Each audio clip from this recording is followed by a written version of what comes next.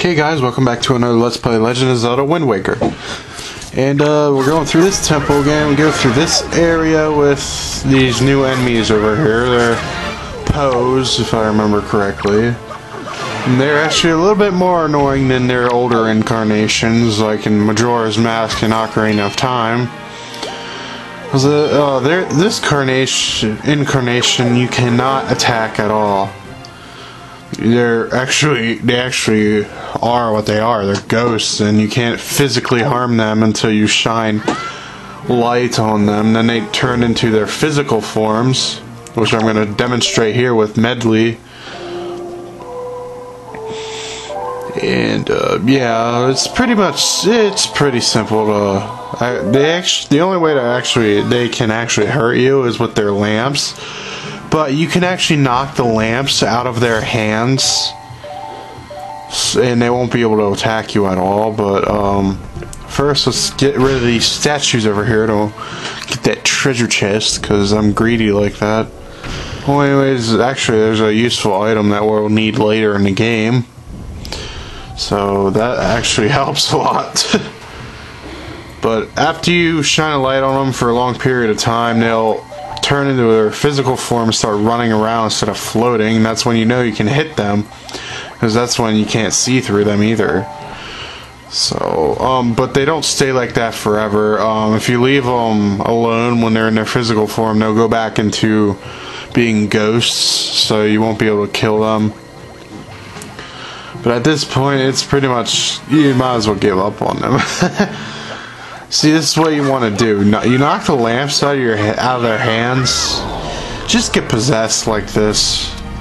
Yes, they do possess you in this game, but all it does is reverse your controls. That's it. It doesn't hurt you at all. And once you do this, they die anyway, so what the hell is the point? They end up dying, and in here is actually a joy pendant right here, so I recommend you don't even bother shining light on them. Just run into them, knock the damn lamp, because you can use your sword to knock the lamp out of their hands. Just get possessed. Unless you're really bad with inverted controls. But, like right there, it possessed me when I was on the ladder, so I ended up going down instead of up, but actually inverted controls don't bother me that much. You need to kill all the enemies in that area to advance anyways, so you might as well just make it quicker on yourself and just do that instead of trying to shine the damn light on them. God, it's really annoying. You have to lead them into the light, which is like really annoying to do. But we get to this area, which is one of my enemy that scared me to death when I first played this temple.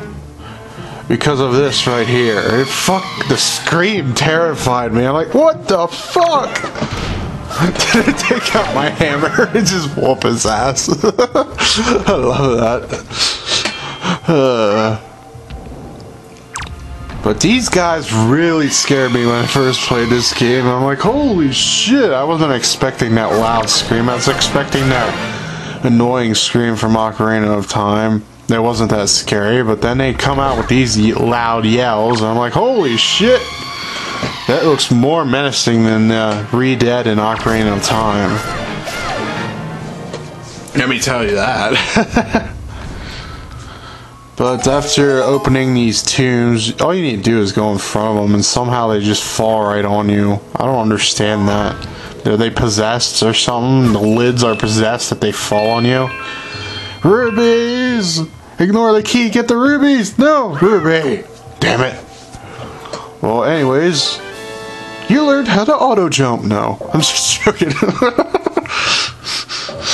Oh my god, that was a little glitch right there. I was supposed to grab the key before I jump, but it did that animation for some reason. It always does that to me in that part too. I don't know why. But in here, if you can't tell, when we put Medley down, is a mini-boss. And I forgot to mention, there is a follow button I forgot to mention. If you push R, Medley will follow you, and Link will say, come on! Like he did in Tower of the Gods, and she'll follow you automatically. I don't really use it. It's more effective just to pick her up and bring her, carry her around like Princess Ruto from Ocarina of Time. But at least they're not as lazy as Ruto was. Jeez. They will actually follow you when you tell them to. But I like carrying them around places, so that's just me though. Because I think the AI following you is kind of stupid and they're too slow. They can't really keep up with you, and if you get too far away, they'll just stop and stay there and panic and just stay there until you go up to them and call them again, so it's not worth it. Anyways, I'm failing to mention about this mini-boss, or these two mini-bosses, is that they are shit, what's their official name? Don't remember, whatever, but these skeleton dudes are Stalfos. Yeah, Stalfos. Unless they got a different name change in this game, but these guys, typically you want to attack their body until it falls apart. Their main weakness is their head. That's the only way you'll be able to kill them is if you destroy their head. Because apparently they still have a brain somehow. Well, I can't really say anything because it's probably Ganon's magic at work. Because yes, Ganon's monsters are all over the place. If you couldn't tell already because of the moblins and shit. I wonder how they even got past that fucking huge ass boulder, unless Ganon is the one that sealed it like that. He probably was, that asshole. But actually sometimes you can actually break their body, but their legs and torso will stay together. But they'll just separate, and you have to go for, you can either go for the legs and destroy them, or the torso to hit the head. I recommend you just go for the torso, but if you actually go for the legs and destroy them before he attaches them, it takes him more time to actually put himself back together. Anyways, here we get the mirror shield. You probably didn't see this one coming, did you? No. Obviously, it's the damn gimmick of this temple's light. Reflecting light. And if you saw at the beginning, there's 2 light beams, so there's just a big-ass giveaway. They should have had that later in the temple so they wouldn't give the damn weapon away. I guess you would think you would get the light arrows in this temple, but still, that main area is still dead giveaway because there's 2 lights that are shining from the ceiling, so it's still a giveaway, damn it. There's no arguing about that. Anyways, we're back down here and we kill the monsters again. Because there's some more stuff we have to do here, but before that I threw meditating on a wall, get hit by a fucking moblin, and that ledge is too high to actually throw her. But I thought I missed through her and set that guy. Actually, I wanted to set that guy on fire for some reason because I hate him so much for hitting me like that.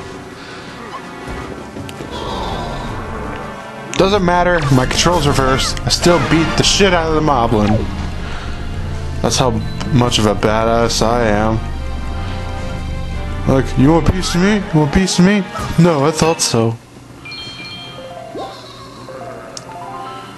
I really don't care at this point. They don't affect me at all. Oh no, my ruby! Damn it. The only thing that affects me is the one that switches back to regular. That's the only thing. But that ledge is actually too high for me, and I have to use a stupid command melody. But, yeah. I can't tell whether I got mad and just hit my sword on the wall, or I was trying to break the sphere. I can't tell which. But typically what you want to do, since you got the mirror shield, you actually have to reflect 2 times. You use medley to reflect the light, then you have to use link to actually reflect it to hit the area you want to. Which is actually a little neat gimmick I like. Well, a neat gimmick that they added to the temple, which I actually do enjoy. It's really fun with these puzzles. I think these puzzles are actually really, really fun. I don't know why, but every game that has like light reflecting in it, I have fun with those puzzles, like bouncing the light off mirrors. It's really, I don't know why it's so appealing to me. But actually right here, little... Bye.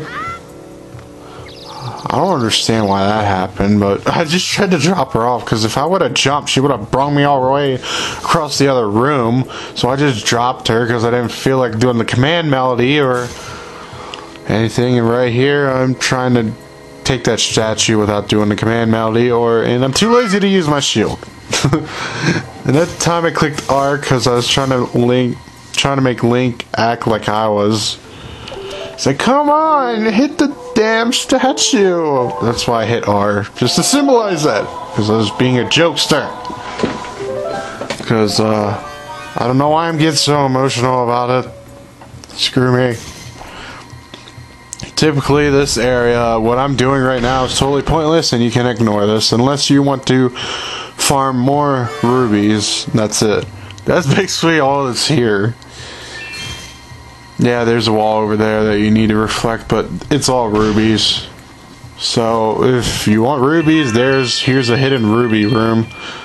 Luckily those stupid monsters that disguise themselves as rubies and Minish Cap weren't made yet. But anyways, we're actually back in the main room over here. If you see that jail cell, if Medley gets caught by the floor masters, she will get thrown in that little jail cell that you saw up there, and you have to use the command melody because the cage isn't completely sealed. The top is not barred off, so you have to use the command melody to make her fly out of the cage. I don't know why the hell she doesn't do it by herself, but that's really stupid. It doesn't make any sense, but whatever. That's gameplay for you. After hitting those two eyes, the entire room gets lit up and that cursed fog disappears, and we unlock this area down here, which is the other area of the temple. This temple is actually pretty damn long. I would go far to say I would say that is actually probably one of the longest temples. Don't quote me on that, but it probably is. Besides Ganon's Tower, that is. Ganon's Tower is definitely the longest temple in the game. I know, I already spoiled it in the last part. There is a Ganon's Tower. Doesn't he always have a tower in the 3D games that he is in? I had to add that because he's not in Majora's Mask. Anyways, up to this point when this game was made, anyways, but they tend to got rid of him as a villain, which I agree. Well, he's been used way too much, so. And how much I do hate Skyward Sword, I actually like the villain in that game. He's really, I think him to be pretty damn awesome.